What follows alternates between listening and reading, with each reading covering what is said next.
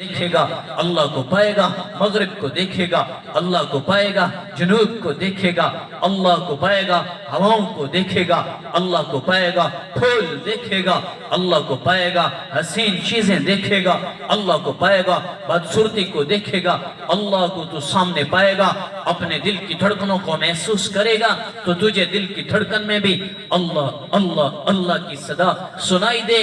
یہ ہے ایمان کہ اللہ کا کوئی شریک نہیں ہے، اپنی ذات میں سب سے اعظم، جبروت میں سب سے اعلیٰ، بڑھائی میں لا محدود، طاقت میں لا محدود، خزانوں میں لا محدود، قدرت میں لا محدود، پکڑ میں لا محدود، رحمت میں لا محدود، اپنی ذات میں صفات میں سب سے نرالا اللہ۔ تو اس بات کی گواہی دے کہ اس کا کوئی شریک نہیں ہے، وَأَنِّي رَسُولُ اللَّهِ، اور تو یہ بھی گواہی دے کہ میں اللہ کا رسول ہوں، میں اللہ کا آخری رسول ہوں، کہ میرے بعد کوئی نبی نہیں آئے گا، لا نبی بعدی۔ یہ ایمان بتایا جا رہا ہے۔ اور پھر اس کے ساتھ آپ نے فرمایا نماز ادا کرو۔ کتنے ہیں ملتان والے؟ یہ چھوٹا سا مجمع ہے، کہ یہ سارے صبح کی پڑھ کے آئے ہیں؟ یہ خواتین کیا ساری نمازیں پڑھ کے آ گئی ہیں؟ میرے نبی نے فرمایا 5 نمازوں کو ادا کرو، تقیم الصلاۃ وتؤتی الزکاۃ، اور مالدار لوگ وہ زکوٰۃ دیں، ان پر حق بنتا ہے اپنے مال کو پاک کریں غریبوں پہ خرچ کر کے، وتصوم رمضان، اور سال کے آخر میں جب رمضان آ جائے روزے آ جائیں تو 1 ماہ کے لیے رمضان کے روزے رکھے، اور تحج البیت ان استطاع الیہ سبیلا، جس کو اللہ نے مال دیا وہ اپنے مال کو خرچ کرے اللہ کے راستے میں، بیت اللہ کا طواف کرے، حج کرے۔ یہ اسلام بتایا۔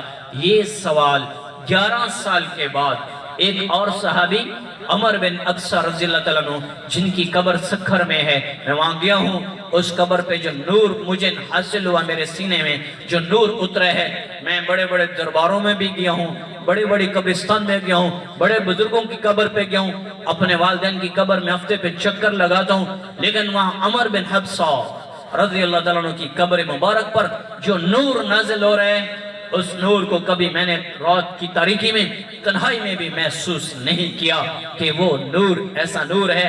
عمر بن حبسہ 11 سال کے بعد سوال کرتے ہیں، ایک ہی سوال ہے، ای الاسلام، یا رسول اللہ اسلام کیا چیز ہے، اسلام کیا ہے، آپ مجھے بتائیں، میں قربان جاؤں۔ سوال 11 سال پہلے جس صحابی نے کیا تھا کہ اسلام کیا ہے، آپ نے فرمایا توحید، کلمہ، نماز، روزہ، حج، زکوٰۃ۔ 11 سال کے بعد، ان 11 سالوں میں اسلام پھیل چکا تھا، توحید کو ماننے والے کثیر تعداد میں تھے۔ اب اللہ کے نبی کو یہ سوال کا جواب بدل دیا آپ نے فرمایا اسلام طیب الکلام اطعام الطعام، میٹھا بول بولنا اور کھانا کھلانا، یہ اسلام ہے۔ سوال ایک اور جواب بدل دیا کہ اخلاق دین کی چھت ہے، اخلاق اسلام کی چھت ہے، اور اخلاق کے بعد معاشرہ برباد ہو جاتا ہے۔ اخلاق بگڑ جائیں تو پھر پوری نسل تباہ ہو جاتی ہے، پھر خاندانوں کے خاندان اجڑتے ہیں، اور اگر اخلاق بگڑ جائیں تو قوموں کو اللہ برباد کر دیتا ہے۔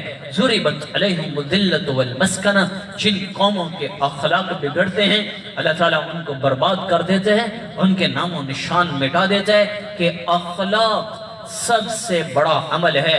اور ما من شیء اثقل فی المیزان یوم القیامہ، قیامت کے دن ترازو میں اخلاق سے بہتر کوئی عمل نہیں ہوگا، وہ عورت ہو وہ مرد ہو۔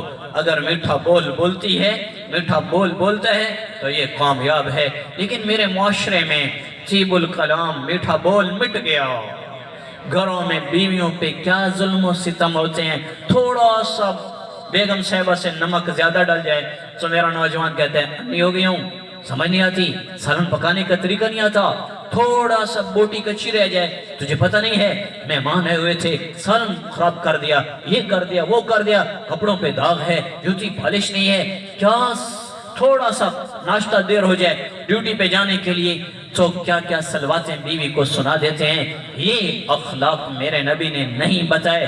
बीवियों से मोहब्बत, खैरुकुम लिअहली, बेहतरीन है वो शख्स जो अपनी बीवियों के साथ अच्छा सलूक करता है।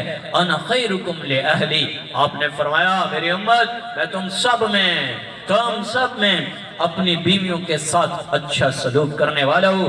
बीवी तो मोहब्बत और दिल लुभाने की चीज़ है, अल्लाह का इनाम है।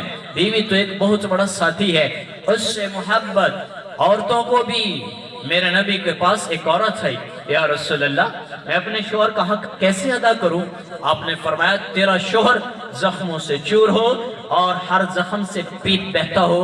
जो कि ख्वातीन सुन रही हैं कि एक एक जख्म को तू जबान से चाटती रहे तब भी अपने शोहर का हक अदा नहीं कर सकती।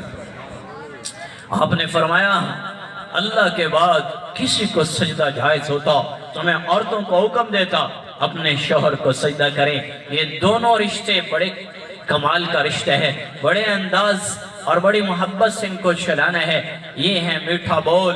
बाहर तो आप एक दूसरे को बड़ा सलाम करते हो, मुझे भी कहोगे मौलाना साहब, मैं भी कहूँगा शेख साहब, खान साहब, चौधरी साहब, लेकिन घर में पता चलता है अखलाक कैसे हैं। बीवी बच्चों में, माँ बाप में, बहन भाइयों में अगर अखलाक ठीक नहीं तो ये गिरा हुआ इंसान है। वो औरत के रूप में है, वो मर्द के रूप में है, ये अल्लाह की नजरों में इसकी कोई हैसियत नहीं है। लिहाजा मेरी बहनों, मेरे भाइयों, अपने अखलाक अच्छे बनाओ। मेरे नबी ने फरमाया तीबुल कलाम, मीठा बोल इस्लाम है। भाइयों अपने बोल मीठे करो, नफरत के बोल ना बोलो। कोबरा सांप जैसी जहरीली हो गई जबान के आग लगा देती है। खवातीन एक दूसरे को ताना देती हैं और लगाई बुझाई करती हैं और तंज करती हैं और शोहर को भी बाजू का जलील करती हैं। और बाज शोहर हैं जो अपनी बीवियों पे ज्यादती करती हैं, कपड़े धोने पर, बीवी माँ की खिदमत पर, बाप की खिदमत पर। मेरे बाप की तो खिदमत नहीं करती, मेरी माँ की खिदमत नहीं करती। अरे अल्लाह के बंदो, बीवी की जिम्मेदारी नहीं है कि वो तुम्हारी माँ बाप की खिदमत करे, सास ससुर की कर लेगी तो दर्जा बहुत आला है। सुन रही औरतें, चूंकि दुनिया मकाफात अमल है, आज एक औरत अपनी सास ससुर की खिदमत नहीं करेगी तो कल को वो भी सास बनने वाली है, उसको भी कोई नहीं पूछेगा। अमल मकाफात अमल की चक्की चलती बड़ी स्लो है, मेरे रब की कसम पीस के रख देती है, चूरा चूरा कर देती है। लिहाजा अखलाक के मौजू में ये चीज आती है, हक बनता है कि हमारी खवातीन अपनी सास को अपनी माँ समझें, अपने ससुर को अपना बाप समझें, और नौजवान भी अपनी सास को अपनी माँ समझें, अपने ससुर को अपना बाप समझें। शरीयत ने सके भाई को बाप के बाद, ये तो मेरा मुल्क है, मेरी रवायत है कि मैं भाई के सर पे पगड़ी बांध देता हूँ। अब्बा चला गया है, चल वड्डा भाई ए हुण वड्डा घर दा बन गया, ये अलग बात है। लेकिन अगर सास ससुर जिंदा है माँ बाप के बाद तो फिर सास ससुर को शरीयत बाप का मकाम देती है, बड़े भाई को नहीं देती। उसको तो हम घर का सरदार बाप के बाद बना देते हैं, वो अलग किस्सा है। लेकिन माँ बाप के बाद सास ससुर मकाम रखते हैं माँ बाप का। लेकिन आज की नस्ल ना नौजवान सास ससुर की कदर करते हैं, ना ख्वातीन करते हैं। घरों में आग लगी हुई है, एक दूसरे से छोटी छोटी बात पर मुखालफत हो रही है। और एक तो इस मोबाइल ने नौजवानों को बीवियों से गाफिल कर दिया, बगावत डाल दी, और औरतों को भी शोहरों से दूर कर दिया। शोहर बुला रहे हैं, बीवी को मोबाइल से फुर्सत नहीं है, उसे व्हाट्सएप से फुर्सत नहीं है। हाँ बात सुन रही हूँ। और बीवी बेचारी तड़प रही है अपने बेडरूम में और ये अपने मोबाइल पे लगा हुआ है, और इसे भी फुर्सत नहीं है मोबाइल से जान छूटे। वो बुला रही है, ये हाँ कर रहे हूँ कर रहे, माँ बुला रही, बेटा बात सुनो, बेटी बात सुनो, हाँ सुन रहा हूँ। तवज्जो का मतलब क्या होता है? वजह से निकला है तवज्जो, के अपना मुंह मेरे दिल कर,